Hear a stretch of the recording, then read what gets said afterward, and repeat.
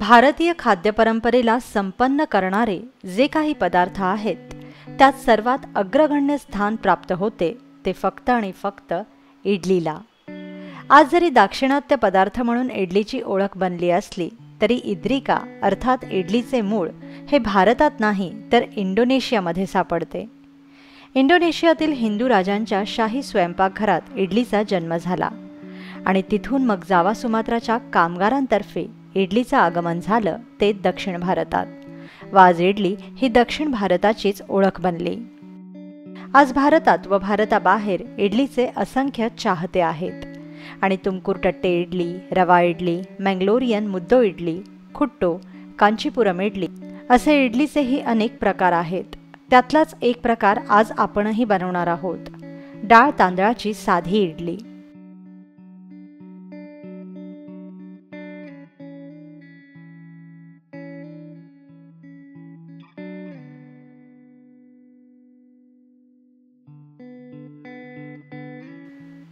इडली बनवण्यासाठी आपल्याला लागेल इडलीचे पीठ, चवीपुरतं मीठ आणि गरजेनुसार तेल। इडलीचे पीठ कसे बनवावे हे आपण मागील व्हिडिओत पाहिले आहे, त्यामुळे सर्वप्रथम आंबवलेले पीठ घ्या व त्यात मीठ घाला।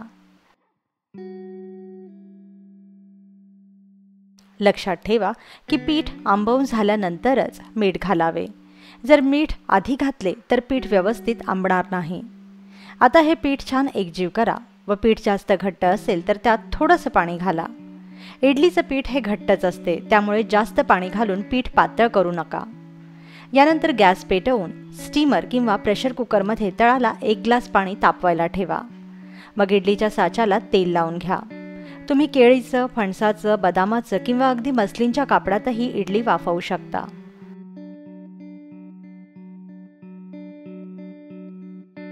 आता या साच्यामध्ये इडलीचं पीठ होता।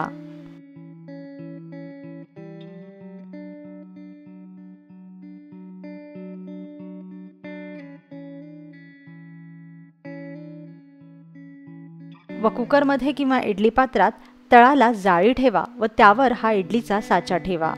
यानंतर कुकरची शिटी न लावता झाकण लावून घ्या। इडली वाफवताना पूर्ण झाकण कधीही लावू नये, वाफ जाण्यासाठी थोडी जागा नेहमी ठेवावी, म्हणूनच आपण कुकरला शिटी लावणार नाही आहोत। आता मोठ्या विस्तवावर 5 ते 7 मिनिटे इडल्या वाफवून घ्या। 7 मिनिटांनी वाफ पूर्ण जिरल्यानंतरच इडल्या काढून घ्या। गरम गरम इडल्या काढल्या तर त्या तुटण्याची शक्यता असते। आता गरमागरम सांबर आणि नारळाच्या चटणी सोबत घ्या दैवी चवीच्या इडलीचा आस्वाद।